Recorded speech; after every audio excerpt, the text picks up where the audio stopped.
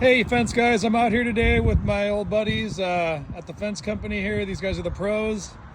These guys install more iron than anybody I know. And if you're out here on your project and you're looking at some wall mounts, here's some really nice custom brackets. Made on site, a little bit of flat bar, got some tap cons, looks like some good 1/2 inch. One on the bottom, one on top with a little 1/2 inch channel spacer, welded right onto this 2x2. And one thing you'll notice about this type of fastener is it's not a wedge anchor. It's not a redhead. So you can get into the side of this wall without blowing this out. It's one of the best tips you'll ever get for doing concrete post mounting on a wall like this.